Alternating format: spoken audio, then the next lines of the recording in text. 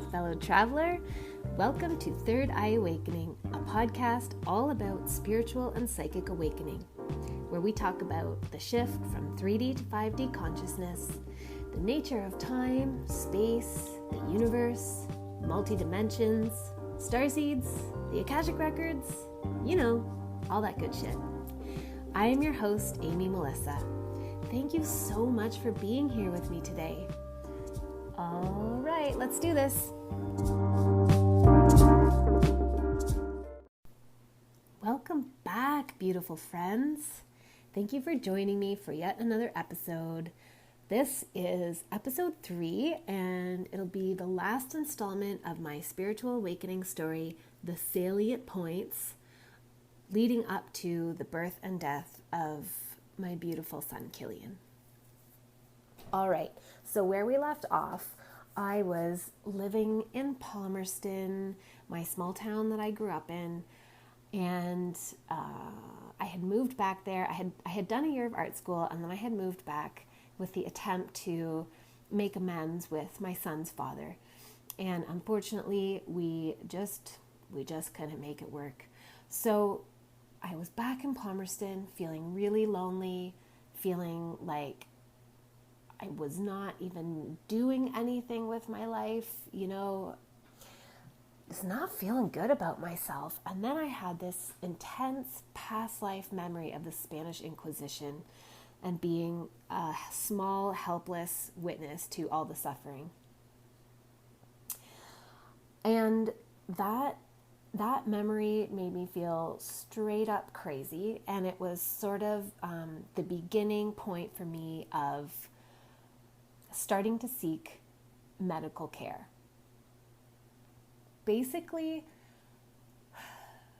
how do you even tell anybody what you're going through? How do you explain to anyone, oh, hey, yeah, I know I haven't been doing well in life in general for the last handful of years, but now I'm really struggling at a whole new level because, you see, I had this memory come up out of nowhere that, I can't substantiate or find proof of at all, but it feels fucking true and like it totally happened.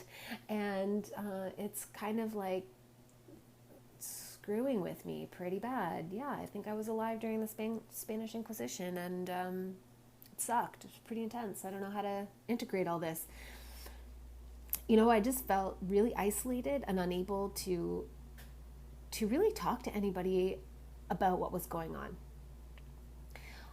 My friend Chantal lived in Palmerston at the same time too, and she was super psychic as well, and so I could talk to her. So I don't want to be disingenuous. I had somebody to talk to.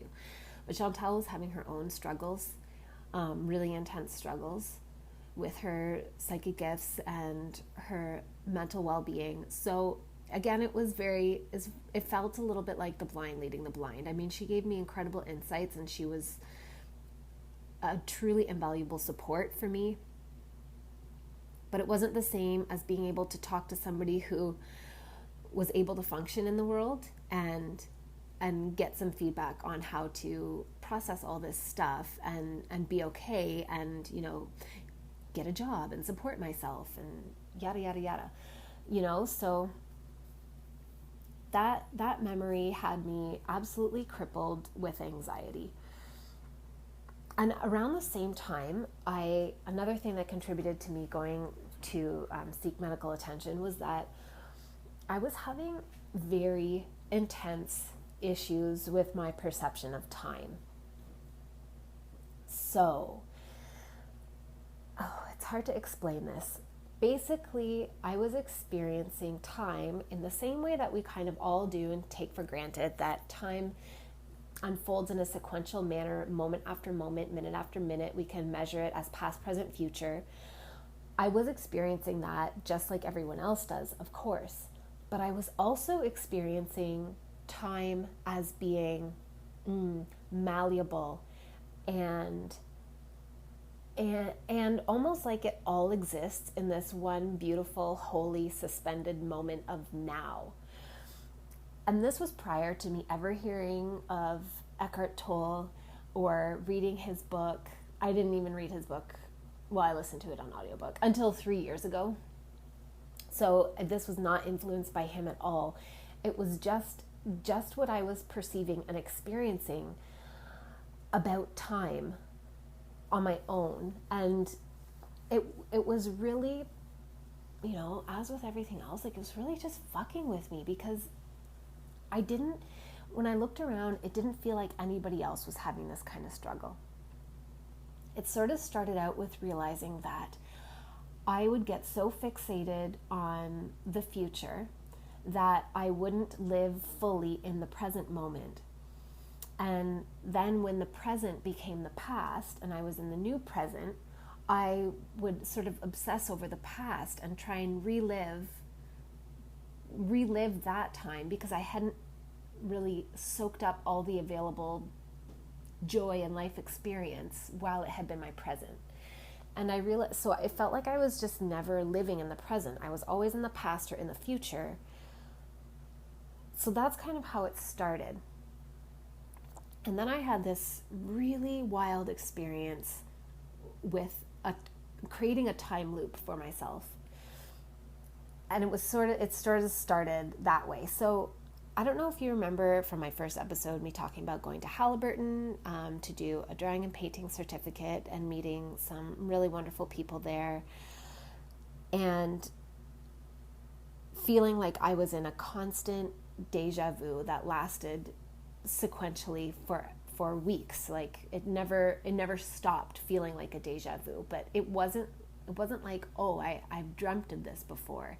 It was like, oh, I've done this. I remember all of this as though I've already lived it. I'm so confused. Why is this happening?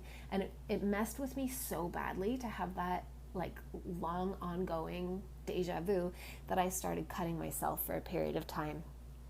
And luckily I had the wherewithal to know that wasn't going to help me in the long run and to stop. But so I'm telling this because it has to do with this time loop. So a few years later, when I found myself living in Palmerston, I was very, very lonely. I had left art school, which I had really been enjoying, and moved back to Palmerston. I had let go of my apartment that I really loved, and I was working as a waitress part-time at a restaurant. All of my friends, except for Chantal, had moved out of Palmerston, and they were doing, from my perception, they were doing things with their life. And I felt like I wasn't doing anything with my life. And in your early 20s, that's just really hard on the ego. So I was so painfully lonely and isolated in Palmerston. And I got really fixated on Halliburton because I think it was the last time in my memory, like my actual memory of this life, where I felt like I had a group of friends. So I would spend a lot of time thinking about my time in Halliburton, but not just thinking about it, like obsessing over it and trying to relive it. And basically I was using it as like an escape from my present circumstances because I was so miserable and lonely.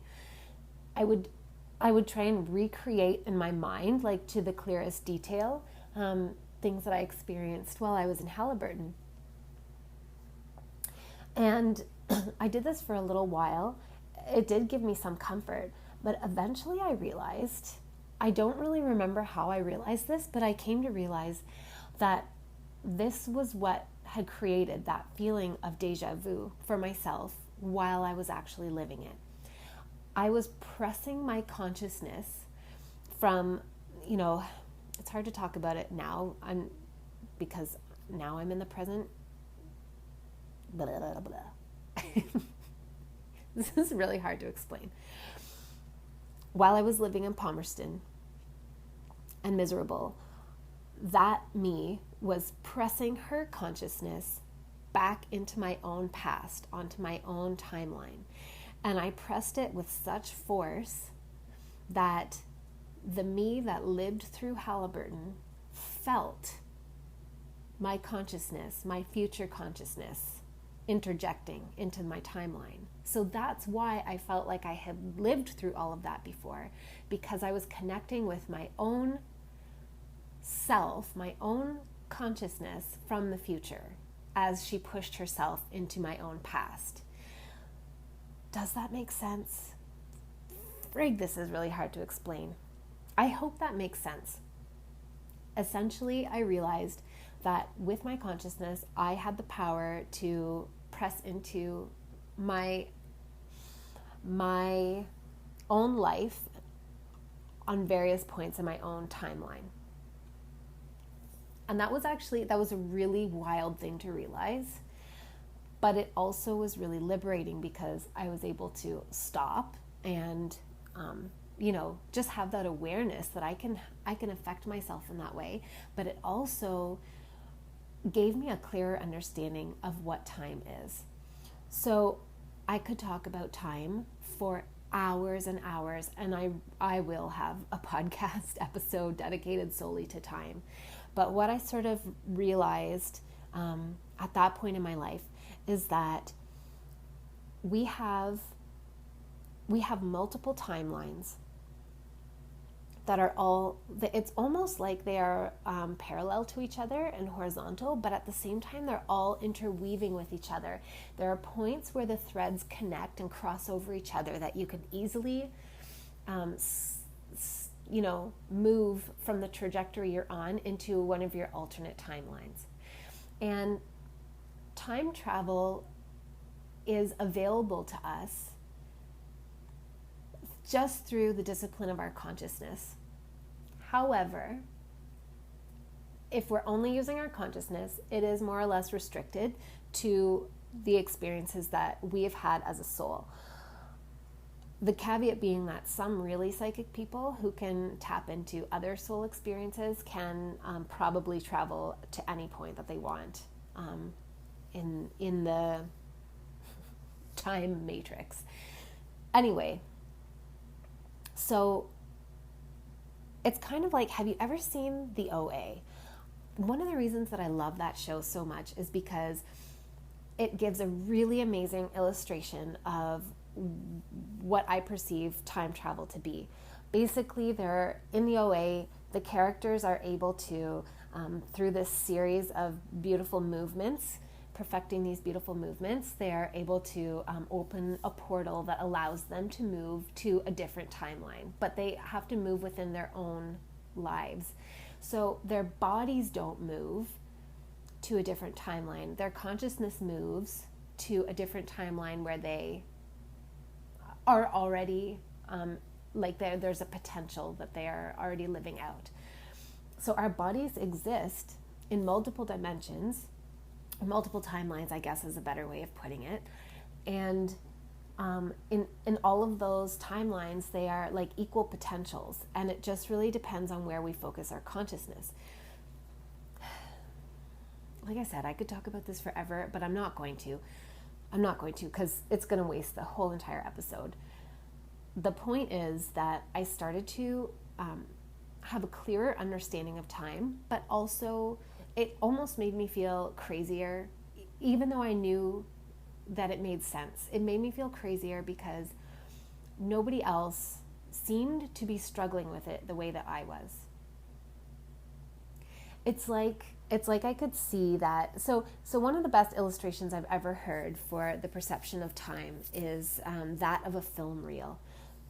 I think it was Bashar that gave this illustration, but I'm not sure. Anyway, he talked about, or whoever talked about, life being experienced in the third dimension and the fourth dimension, which is time, in a sequential manner, the same way that, but everything existing all at once, the same way that every frame exists on a film reel all at once. But if you feed it through a projector, you experience it frame by frame by frame by frame by frame in a sequential manner. But if you look at the whole entire reel, you see that everything is there, like it's there right now. I thought that was such a brilliant analogy. And so that's kind of what I was experiencing. Like I could experience it frame by frame, and I could also see, to an extent, to a very untrained, involuntary extent, the way that it existed all at once. So that combined with, a second breakup with my son's father, and that past life memory of the Spanish Inquisition, it was just like, my threshold of what I could handle as a human being trying to function in the world. And my anxiety levels were through the roof.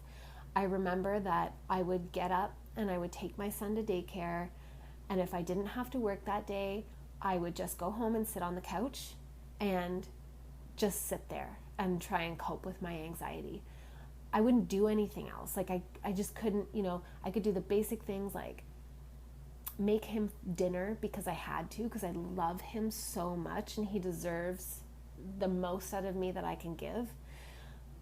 But I couldn't do any art, even though I had inspiration all the time. I couldn't be creative or productive. I couldn't do anything extra ever, because I was just crippled with anxiety of feeling like a fucking crazy person, like legitimately, like, why am I struggling so much with like nothing? Like, no, I don't even know. I haven't even, I had some traumatic experiences, but in the grand scheme of things, they weren't so traumatic that I should be struggling this badly. I just didn't understand why. I had felt like a normal person just a handful of years prior in my teens, and suddenly I was, on the couch basically rocking myself and trying to soothe myself for hours. And so I just decided that was that, and I was going to the doctor. I had also been depressed since I was 8. I remember that was the first time I felt depression. It was on and off. I would say that it really hit badly when I was about 13, 14, and then it went away for a few years, and I came back when I was 18, and it stuck around. But because I had a friend who had bipolar disorder, I would always compare myself to that friend and see that my experience wasn't as intense as that friend's experience. So I kept invalidating myself and saying like, oh, I can't be depressed, or I can't have any kind of mental illness because it isn't as bad as this person's. So I made myself suffer for a lot longer than I had to, before I finally just like snapped and realized I was dysfunctional and it didn't have to be this way, and I could go and get some help. So I was diagnosed with depression, anxiety, big surprise, and I was put on Wellbutrin by a psychiatrist, and that really helped me so much. It helped me to deal with my anxiety so much.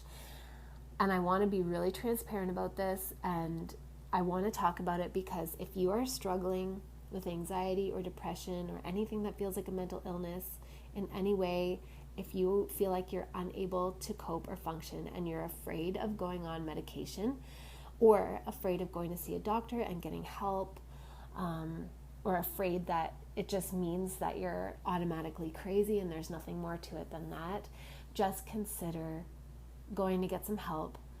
You don't have to. You just do what's right for you, but it's okay to do it. It's okay. And it doesn't mean you're not psychic, because as you'll hear, even after I went on medication, I just kept having more and more psychic experiences. So it didn't, all the things I was experiencing weren't a byproduct of mental illness. The mental illness, the inability to cope, the depression, anxiety was a byproduct of all the things I was experiencing. And that's the truth for me. Everybody has their own unique truth, but I definitely want to do my part in destigmatizing mental illness and, seeking help with medication and therapy and other modalities that are supportive of your utmost well-being. And I also want to debunk the notion that you're either crazy or psychic, that you can't be both. And that a person who's psychic can't also have mental illness issues without their psychicness being, just sort of swept under the rug of mental illness. Not everybody has to be on medication forever. I didn't have to. Some people do. For some people, it's the best thing. For other people, like myself, I only needed to be on it for a handful of years, I think maybe 3 years. And it gave me an incredible leg up to have the energy to figure out how to cope so that I could get myself out of the hole that kept getting dug deeper and deeper. So, okay, that little side part about medication being said, I decided, so I went back on medication. What it mostly helped with was my anxiety. It freed up so much of my energy to be able to do things again. And I was able to go back to art school. Basically, I moved back to Toronto. And I wasn't perfect. I did not have my shit together. It was not the magic pill, but it helped me to cope a lot. So I returned to art school and found an outlet once again for everything that I was experiencing, and did my best to articulate all of my super intense experiences through my art. While I was at art school, I started to have experiences of, the way I describe it, is like walking in between the dimensions. So I started to really get a feel for the different nature of like the various dimensions. And I could feel myself moving in between them. My natural set point, and I believe for the majority of us on Earth, our natural set point goes from like the lower vibrational end of the third dimension up to the higher vibrational end of the fifth dimension. I feel that I've gone over into the sixth dimension a couple times, but very, very seldom and very involuntary, and it's very hard to describe. But I started to develop an awareness of like what it means to be in those vibrational ranges. I understand the dimensions to be like, if you imagine the visible light spectrum, somewhere in the visible light spectrum, there's this tiny little fragment that we can see with our naked eyes. And it's, it's the longer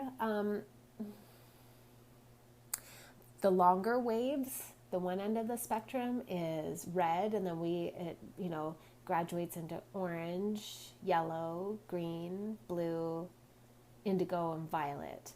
And then after violet, outside of our visible range, is ultraviolet, and then beyond red, outside of our visible range, is infrared. And then there's the others like microwaves and radio waves and gamma rays and X-rays, etc. So that's how I see the dimensions, is that they're along a spectrum, and they're more about the speed of the vibration of energy. So in the third dimension, energy vibrates in such a way that it collapses under the power of observation and consciousness into a physical form. That's how it sort of like crystallizes. That's how it expresses itself. And beyond, like denser than the third dimension, in the second dimension, what it feels like to me is more like slow moving thought and emotion, that it's not physical in the same way that we perceive it here in the third dimension. The fourth dimension is time. The fifth dimension is like those time loops and things where, everything actually, in fact, even though the third dimension things appear to be solid and there's specific rules that apply, like, the rules of physics, blah, blah, blah.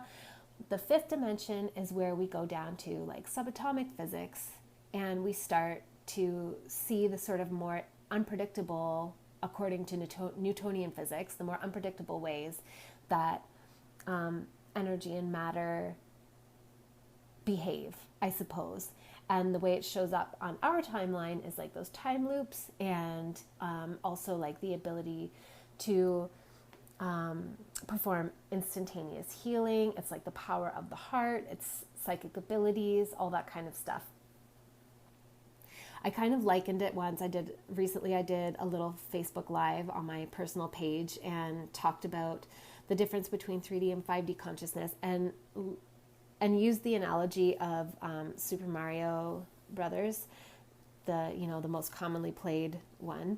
And in the third dimension, it's just taken for granted that you're Mario and you jump over the little obstacles and you try and avoid or kill the little, Goombas or whatever they're called. And you hit the boxes that have a question mark on them and you get a mushroom or a flower or a star or whatever. And you jump over the obstacles and, you get to the end of the finish line, you hit the flagpole, and then you're done. And you try to collect as many coins as you can, whatever, that kind of thing, Whereas 5D consciousness and the fifth dimension itself, as we experience it from Earth, is those fucking little shortcuts that exist, like those little invisible boxes that you don't know are there, and then you just happen to hit them and out comes a coin. Or it's like a box that looks like bricks and you hit it and like a bazillion coins come out. Or you hit it and a beanstalk comes up and you climb it and you get to bypass all of the obstacles and just collect a whole bunch of coins.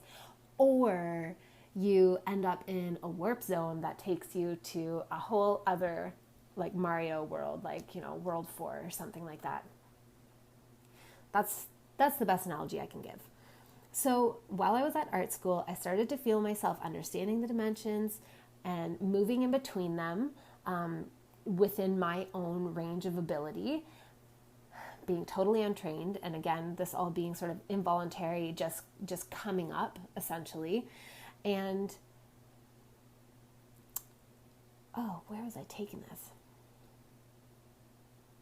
Oh yeah, I started to conceptualize the rest of the dimensions from the fifth dimension to the 12th dimension. And I remember one time sitting there and understanding the 10th, 11th, and 12th dimensions and the way that they curl back inward on each other.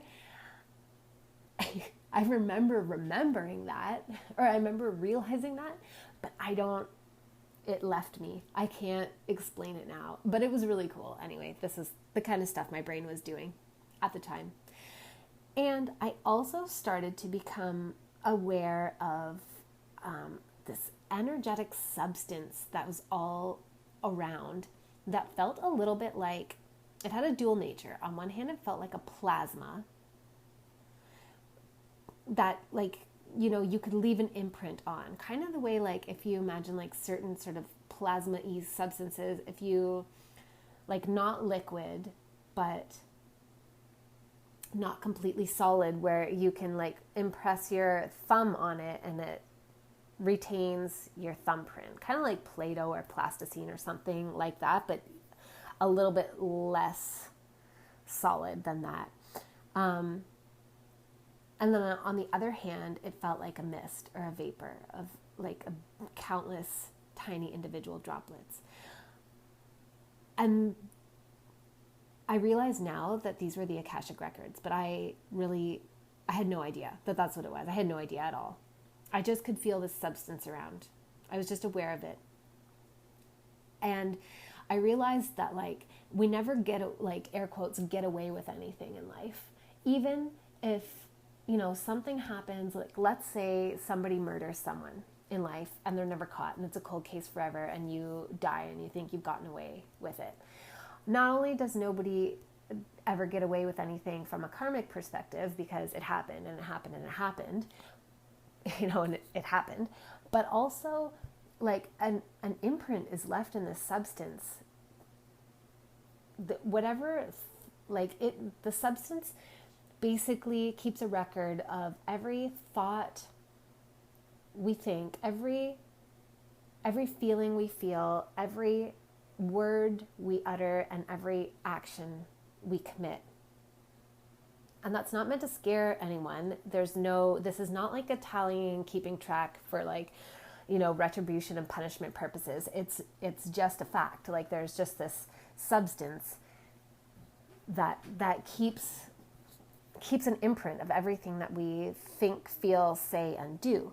So you can never do anything, and air quotes, get away with it, because the imprint is there.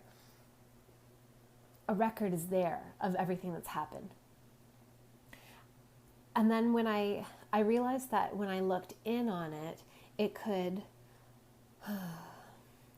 turned into like a mist. Like if I wanted to find information about a specific thing, then the plasma would sort of shift into more of a mist, a collection of droplets, like I said. And if I were to zero in on an individual droplet, it would look to me like a sphere, a clear sphere with a story inside. A lot like the prophecies in the Department of Mysteries in Harry Potter and the Order of the Phoenix. It was very interesting. I think it was the Order of the Phoenix. Anyway, it doesn't matter. The prophecies in the Department of Mysteries. And so inside of the droplet, the whole, like kind of the overall story shows itself. Anyway, like I said, I had no idea these were like my experience of the Akashic Records. I don't even think I knew what the Akashic Records were. I had probably heard it, maybe like that term before, but I had no idea. I was just having this weird experience as per frickin' usual and trying to articulate it through my art. And you know what? I'm going to share some of it on my Instagram. I'm pretty proud of it. It was not beautiful art, not beautiful, but I think, anyway, you can kind of see how crazy and disjointed all of this information felt, and yet I think you can see some of the through lines of the way that it was connected. It was very hard to articulate, and even like during my thesis, this was like my body of work in my thesis, and my thesis professor was not getting it at all, and she gave me a D. She was not nice to me at all. Anyway, whatever, it doesn't matter. I graduated. Clearly I have a remaining grudge, but whatever. Moving on. So I tried to articulate through my art all those little bits and pieces, like my understanding of time and individual multiple timelines and like time travel, so to speak, and different dimensions, and the ways that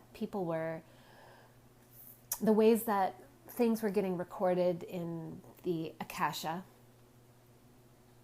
And I also, at the same time, started to have some mediumship experiences. So one of my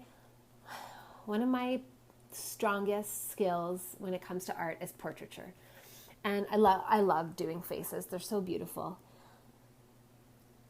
And I would find myself doing portraits around this time. And I would usually start with like a picture as a framework. But as I carried on with the portrait, the face would change and veer away from the picture I had been using to start out with. And I could start to feel like a life and a consciousness come through it, and I could start to feel the story behind the person, but just little bits of the story. And I realized that I was connecting with, I don't know if they were ghosts, to be honest. I don't think so. Just passing fragments of consciousness of somebody who had previously lived. One of my favorite ones that I did, I titled After the Stroke. And that was the one that really made me realize this was what was happening, because it's the beautiful face of an elderly person, but it's only half of the face. And I'll have to post it on Instagram too. It's going to take too long to try and describe it. But basically, it just revealed itself. It wasn't my plan to do a portrait on that particular painting in that background, but a face just revealed itself and came through. And I knew that this person had had a stroke. Yeah, I think I'll just leave it there. I also, at that time, started having even more psychic dreams. And they were pretty wild and pretty intense. So some of them were kind of basic, just like dreaming of a place before I saw it in real life. This happened with my youngest sister's apartment that she moved into. I remember going and visiting her at this apartment and walking up the stairs to the top floor where her room was and being like, oh, I dreamt that I was here already, like maybe 3 weeks ago. It was really cool. And it was nice to have experiences like that weren't overly intense or heavy, and more validating than anything else. But I also started having really, really intense, very uncomfortable dreams of, how do I even describe them? Oh my gosh, they were so wild. I believe now that they were astral travels and connecting with other people's consciousness on different points in like the timeline of history. Like sometimes they would seem to take place in modern day, like the present. Others, like one I remember was in industrial London around the time of Jack the Ripper. I don't know what period you would call that, but anyway, around that time. And they were usually really intensely emotional and kind of abusive dreams. Like it was like seeing really ugly things happen, like people do ugly things to other people. But the worst part was that I would seem to like spend time in each role of each, major player in the dream. So I would be the victim, and then I would be the victimizer, and I would be the co-victimizer. And anyway, yeah, it was really uncomfortable. And I think that the reason that I would have those dreams and like my consciousness would be drawn towards those really dark, yucky scenarios was because I was still depressed, even though I was on medication. Like I wasn't. Now I am not depressed as a person at all. But at the time I still really was. And so I think it was just that I was vibing at a really low, dense level. And those were emotions that were like a fairly close match. Even though I don't do those things to people in my life, I was a close enough vibrational match to be able to check it out, I guess, and be attracted to it. And the honest part of me wants to insert this little disclaimer here that I am not a perfect person, and I totally have hurt people, and I have played the role of the bad guy in the lives of other people in this life, as we all do.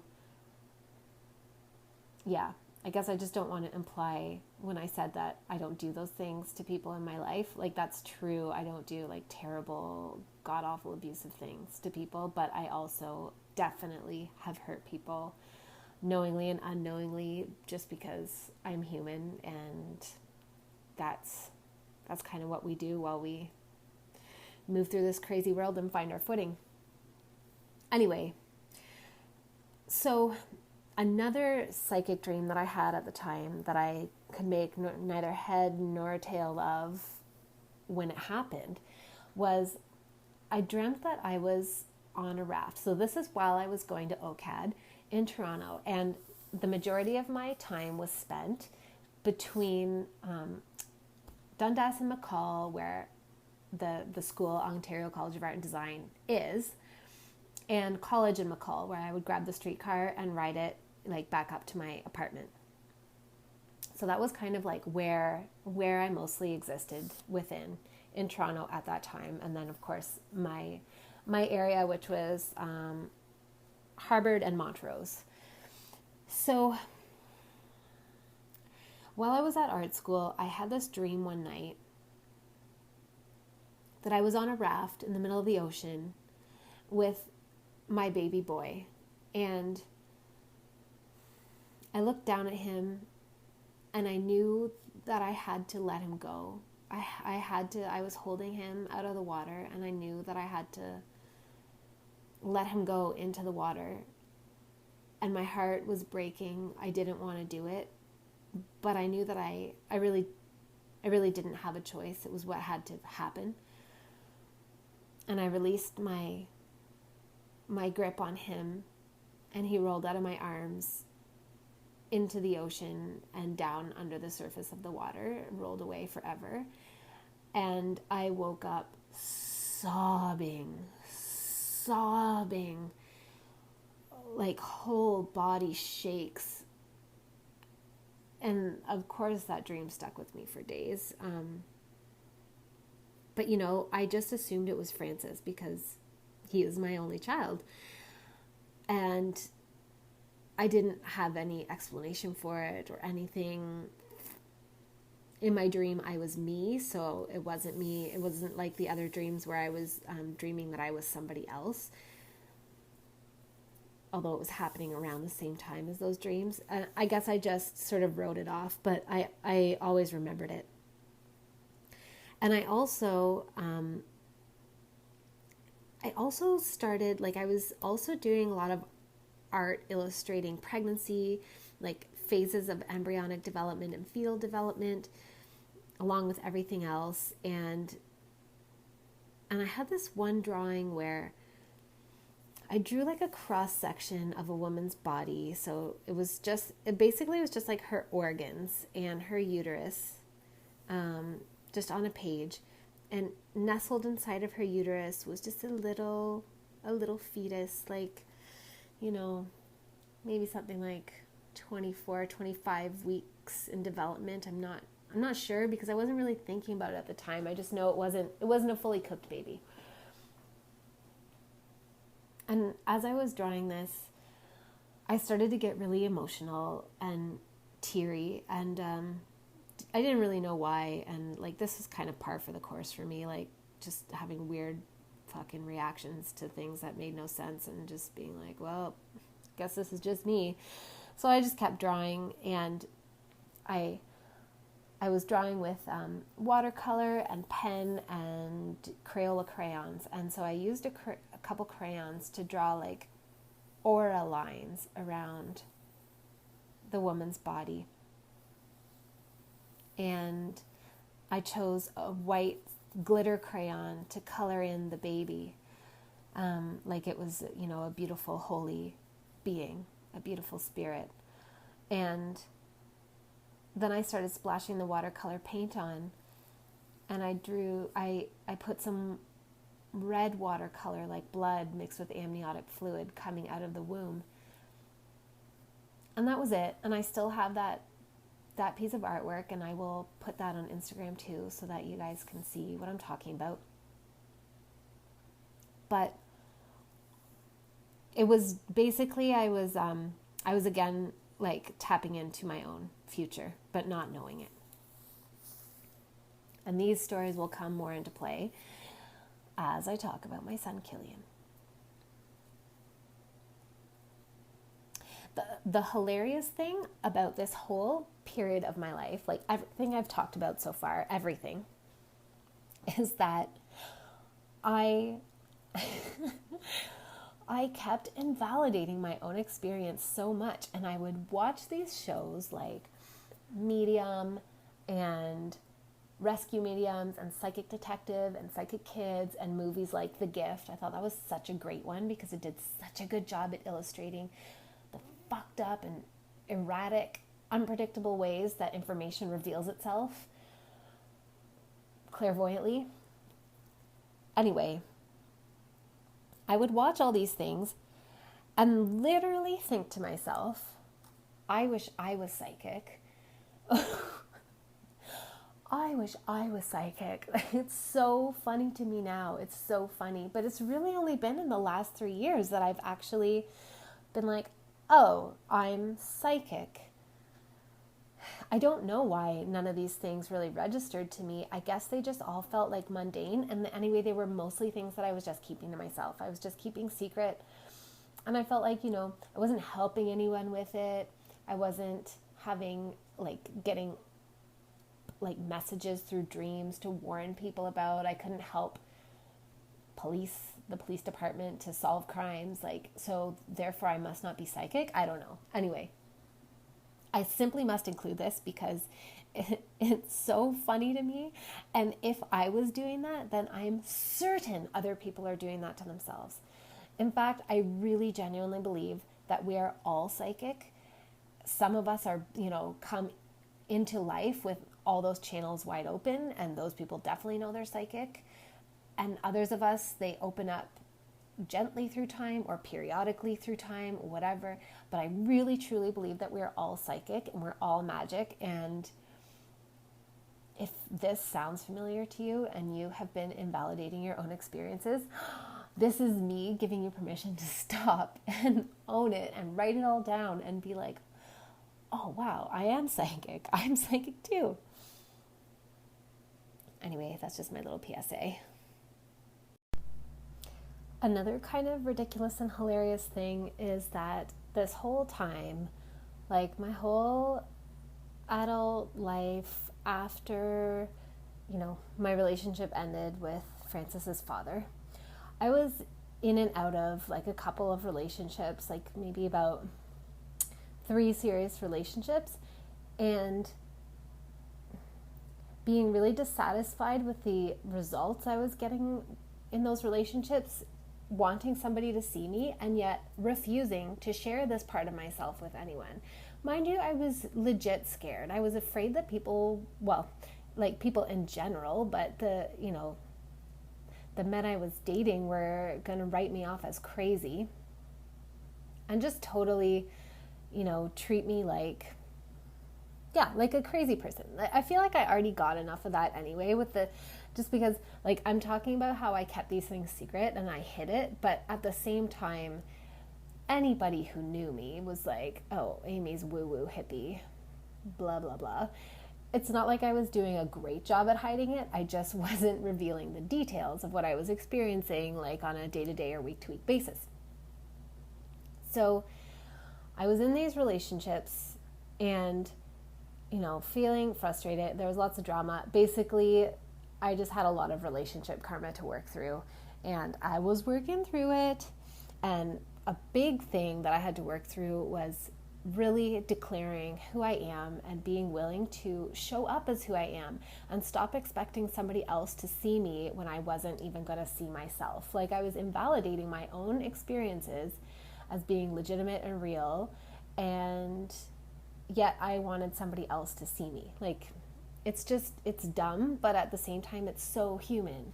It's so human. So I'm not mad at myself for it. It's easy now that I figured it out to sound so critical and judgmental of myself, but yeah, #human.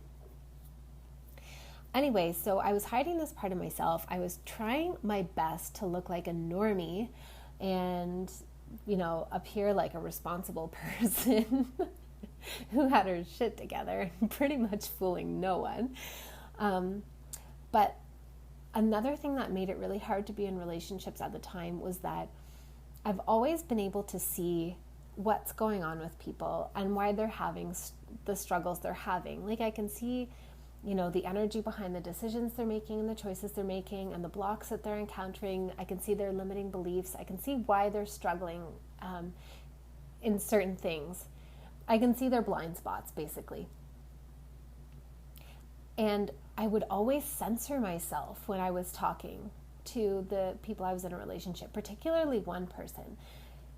He had all these complaints about his life and woe is me and whatever, and I could see why he was getting the outcomes he was getting, but I didn't ever feel like I could really say what I was seeing, partly because I knew he wasn't asking me for that information. And it is really hard to have somebody, when you're not really like asking to have your shit put under the microscope for you, you're not there yet. It's really hard to have somebody put your shit under a microscope and sort of confront you with it.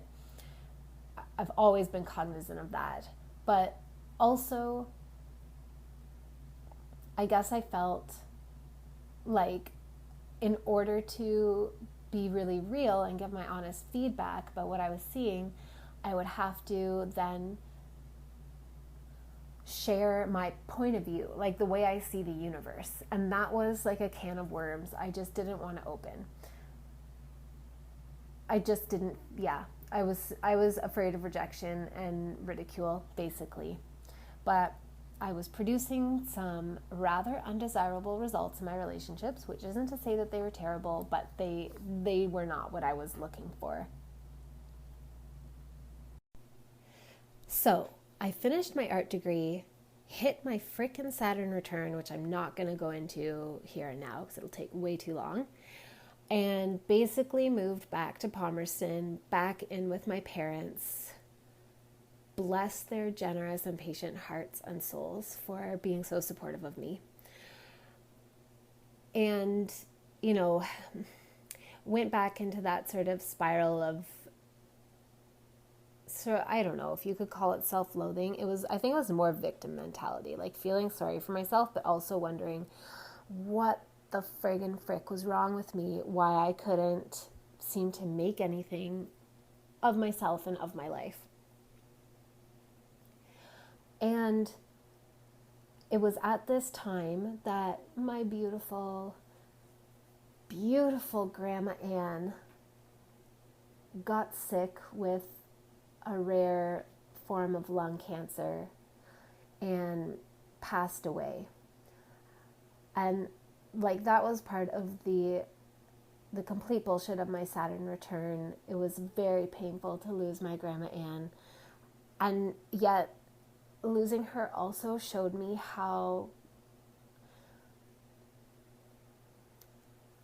close everybody is who passes away, that it really just is the body that passes away. After my grandma died, I remember being so sad, and I would start to cry, and then I could feel her suddenly, instantly there, where she hadn't been there before, but she was suddenly there. It's like she could feel my sadness, and she would energetically just come, and it felt like she was, cradling my face in her hands and saying, "I'm here though. There's no need to be sad." And it's almost like she wouldn't let me be sad. She just wouldn't indulge this idea that I had that she was gone. She just wouldn't. She would constantly remind me that she was still there. I wish I could describe it in a more like exciting sounding and convincing sounding way, but it was literally as simple as that. It was, I could just feel her energy. And I had never felt that with anybody else who'd passed away before. So this, like, there's just ways that I know that this isn't me making things up to cope with the death of my grandmother. It was her coming in to console me and be like, "No, it's not, I'm not gone. I'm not gone. My body's gone. I'm not gone."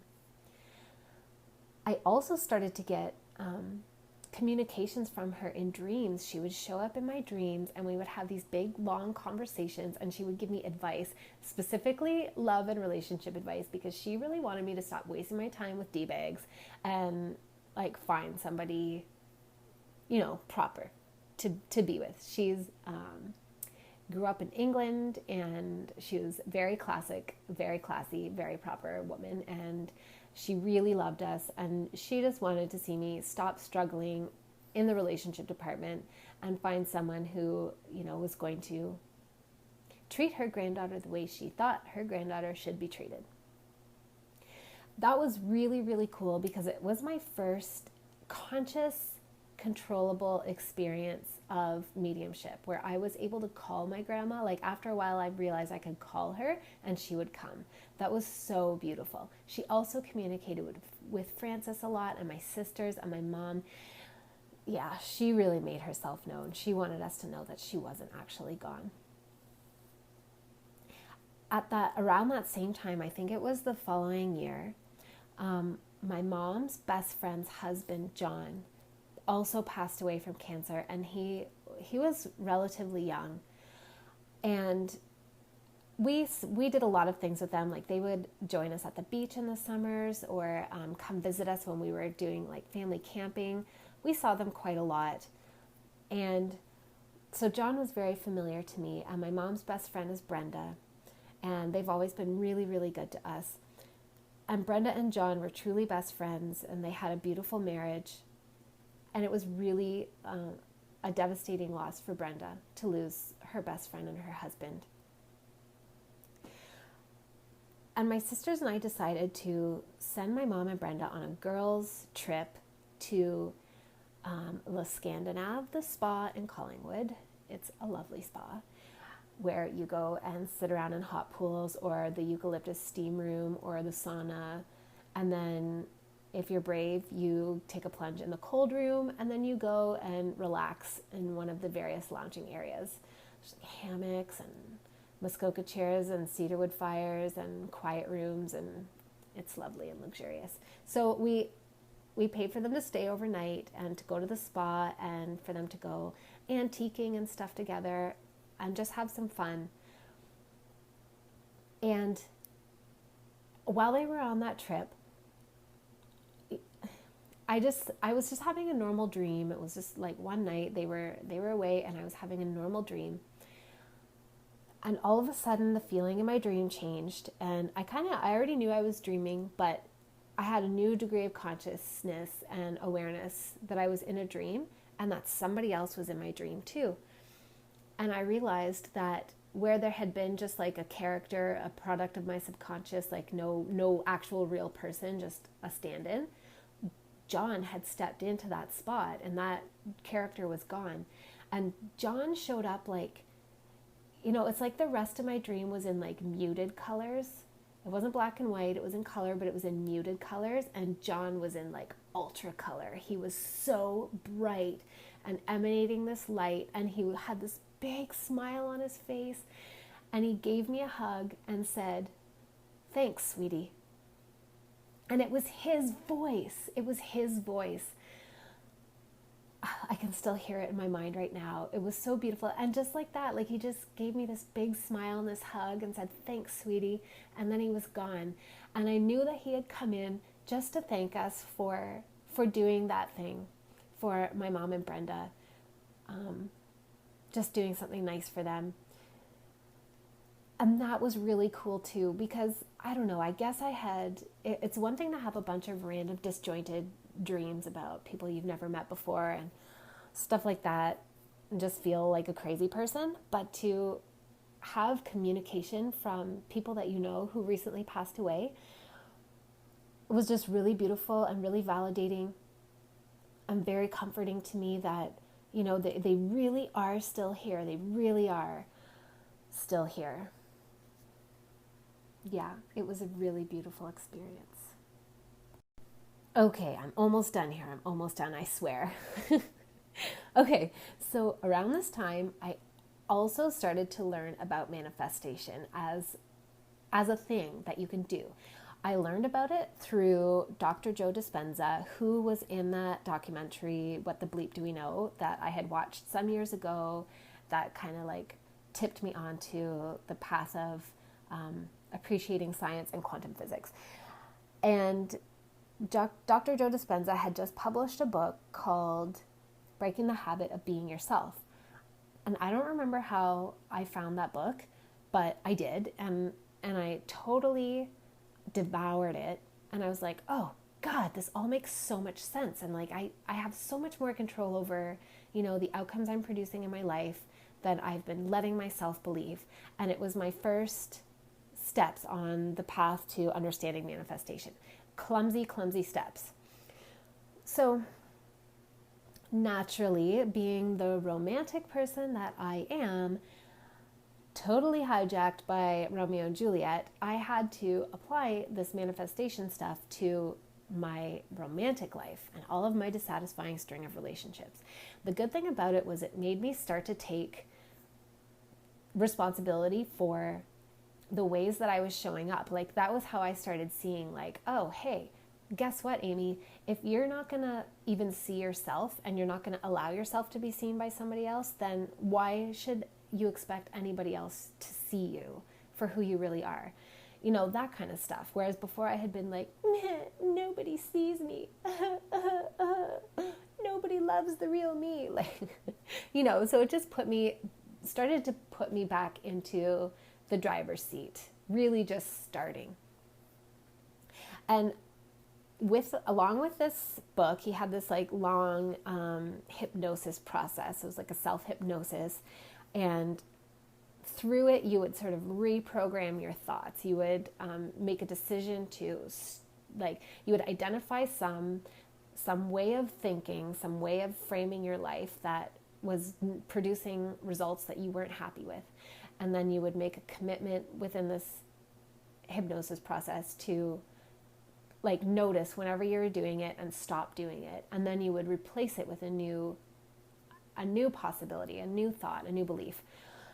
So I was working as a nanny at that time, and I had met this guy that I had all the chemistry with.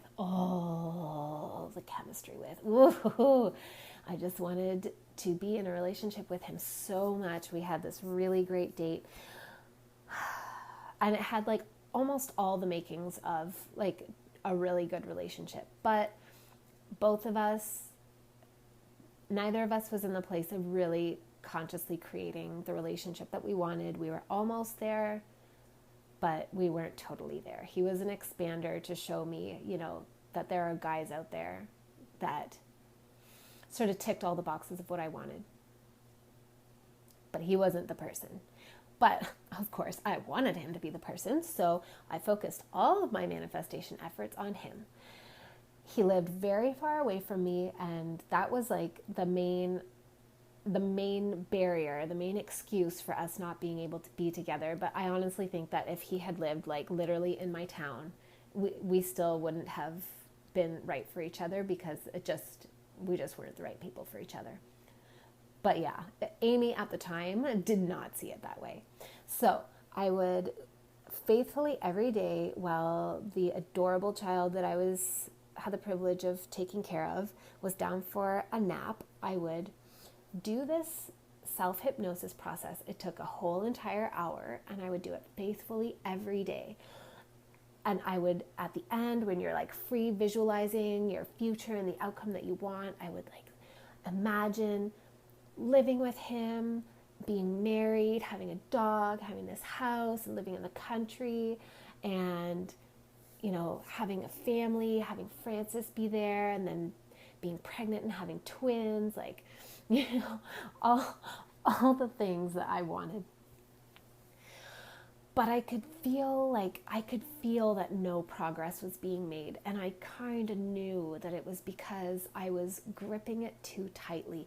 I really wanted it to happen, and I had this edge of desperation to it, similar to when I was trying to do my past life exploration around finding out the reason why things went with Francis's father the way they did. It was that same level of desperation that was rooted in a fear that if I didn't create this outcome, I wouldn't be okay. And I didn't know yet that you can't do that. That will hinder your manifestation. So for, I don't know, a good handful of months, I'm doing this process every day, probably 4 or 5 times a week.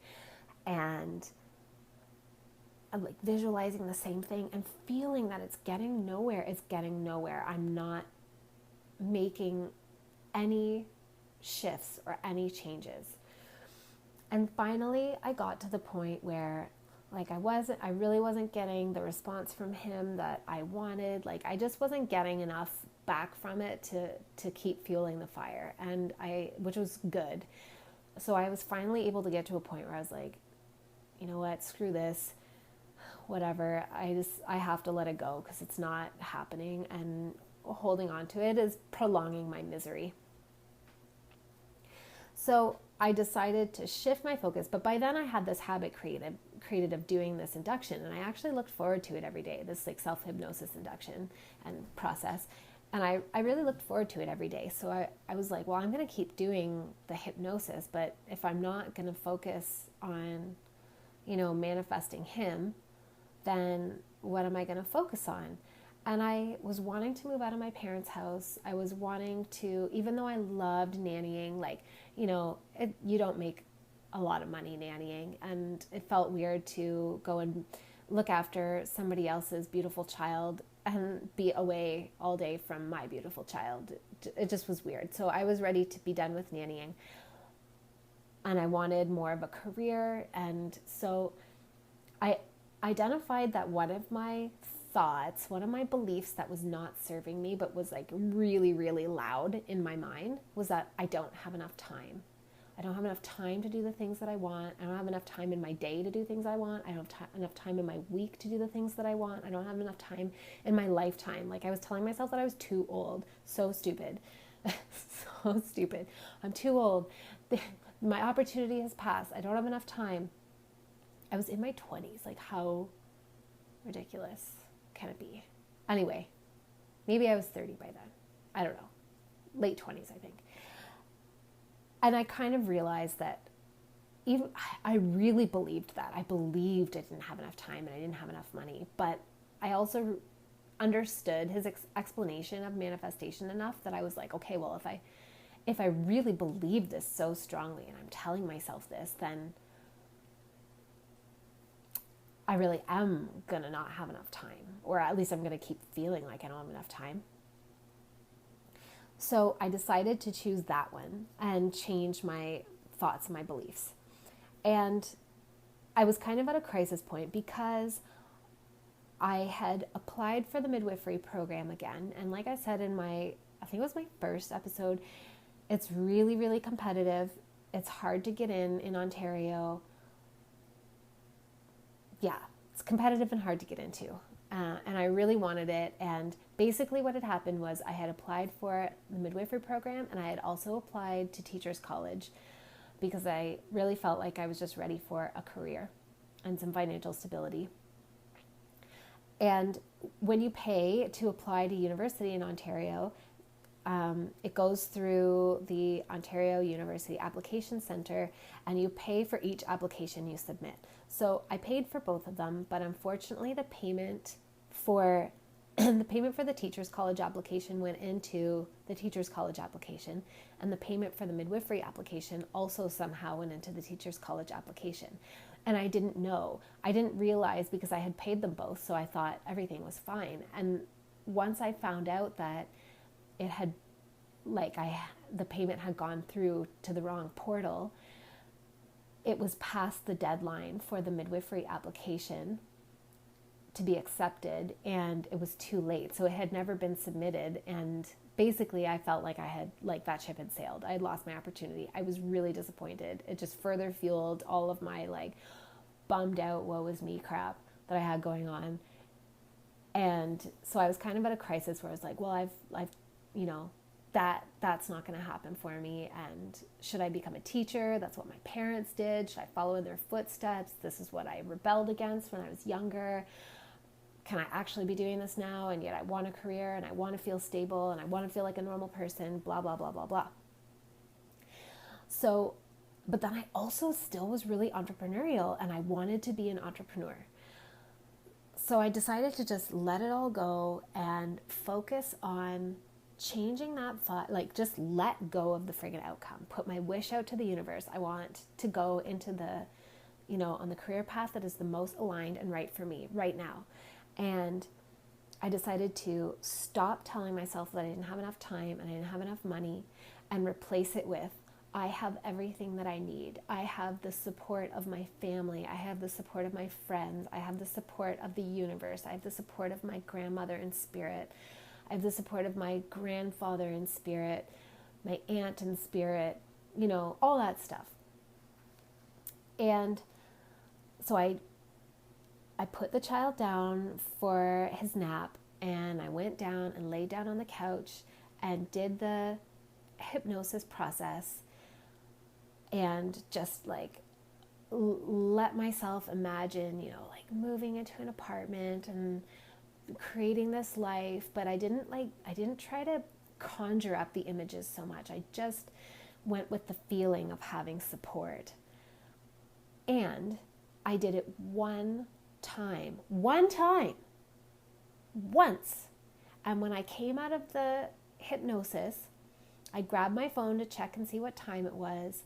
And then I opened up my email, and there in my inbox was a message from the midwifery program saying that they had gotten my application late and put me on the wait list, and somebody who had been given a spot had declined the position or the spot, and they were offering it to me. And it was a week before the program started. I couldn't fucking believe it. And that was the thing that really made me believe in magic and really made me start to understand that I am legitimately magic. The universe is magic. We are all magic, and we can make shit happen beyond our wildest imagination. And now I'm just on a mission to like perfect that and get tighter and tighter on my manifestation game. Anyway, so I manifested the career that I wanted, that was the most aligned to me, and I was so freaking excited about it. And I got ready to move to Sudbury, that was where I had applied to school, which was 5 hours north of where I lived. And I packed up, the stuff that I was going to need for a year on campus. And everybody was so happy for me. Like, I literally felt everybody in my family breathe this huge sigh of relief. Like, oh my God, finally. Amy has a plan, and she's doing something, and it is legitimate, and it is valid, and she's going to make money, and she's going to be okay. Thank God it only took this long. And that felt so good. It felt so good to have people be proud of me, finally, like proud of me, not just kind of afraid that I was going to keep spiraling downward for the rest of my life.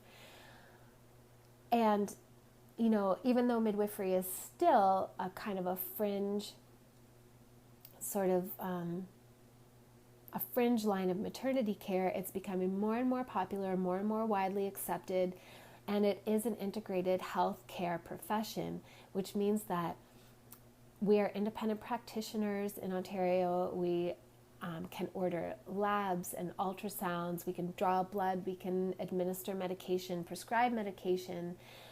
We manage, as long as somebody's pregnancy is normal and straightforward, we can manage it ourselves. We do the deliveries ourselves and do the postpartum care ourselves.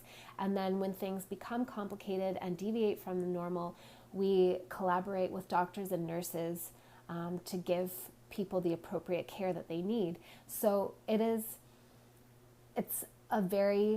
it's a new profession, a relatively new. It became registered in 1994 in Ontario, but it's becoming more and more popular, and it's a very well-respected profession. So I got to experience that level of respect where suddenly I was treated like a normal person. I was seen like a normal person. Suddenly everybody could explain, oh, Amy's a hippie, but it's great because it's going to make her a great midwife.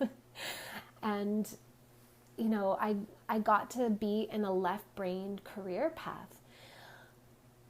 It felt so good to be socially acceptable and normal that I basically put away like pretty much all of my psychic and magic stuff. I just packed it like in a metaphorical box and put it not only on the shelf, but like, in a trunk in a storage unit.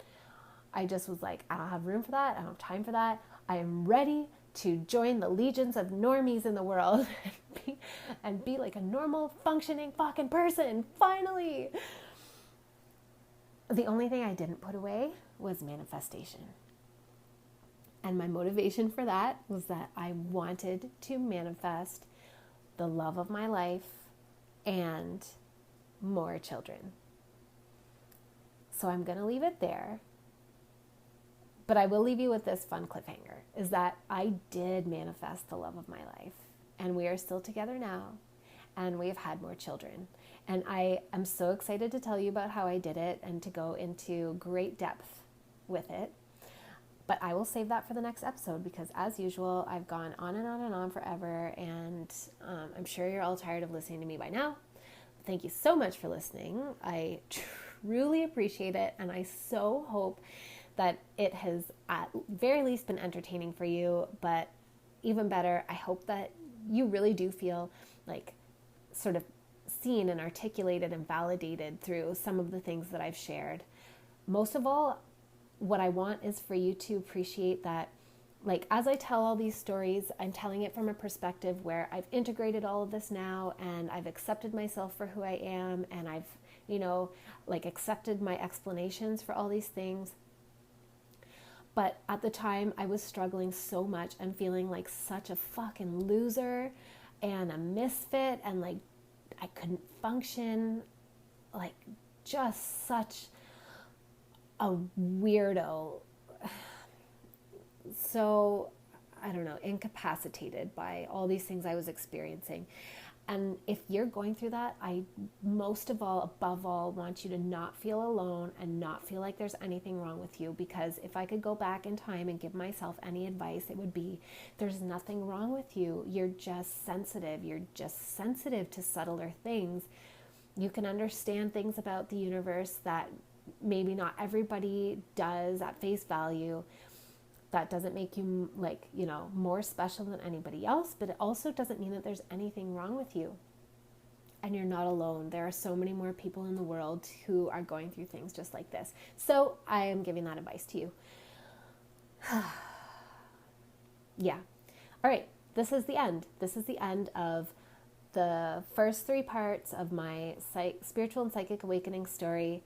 And where I'm going to pick up for the next episode is everything that happened around meeting and manifesting Alex. I think I'll just skip through that and then make a longer episode out of it later, because what I really want to get to is the birth and death of my son Cillian, my second child, my beautiful, beautiful child in spirit, and the way that has been like a whole another level of spiritual and psychic awakening, and how I have felt supported and guided all the way through it by him and by spirit. And I really want to take the time to tell his story, because there's so much magic to it. As painful and devastating and heart-shattering as it has been, it was also truly full of magic. So I'm really excited to share that. I've never shared it to this extent before. I hope you will tune in and have a listen. Yeah, it's going to be really good.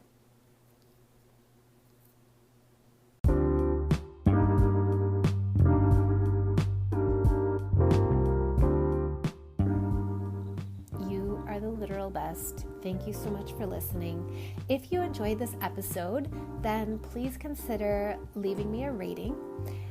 And if you really enjoyed this episode and you feel like you've got the time, then please consider leaving me a heartfelt review. Share this episode and this podcast in general with anybody who you feel might benefit from the content that I've shared, and who might be interested in a podcast all about spiritual and psychic awakening and all that crap. And it would be amazing if you would subscribe. That way you will get a notification, and it will automatically download every time that I release a new episode. So, I mean, why not? Do it. Plus, the more people who rate, review, and subscribe, the more this podcast will show up when people search, keyword topics on the various podcasting platforms. And so it'll help other people find it. It'll grow the podcast. So I would really, really appreciate it very, very, very much. Yeah. And if you are a social media person, it would make my frickin' day if you would screenshot yourself listening to this podcast episode and then post it to your stories and tag me in it. That way I'll know that you've been listening, and it really, really fuels me. It makes me feel like the feedback that I've gotten so far just makes me feel like I'm on a good track, and it helps me to keep going in spite of that little voice inside that's like, oh, Amy, who even cares about your stupid story anyway?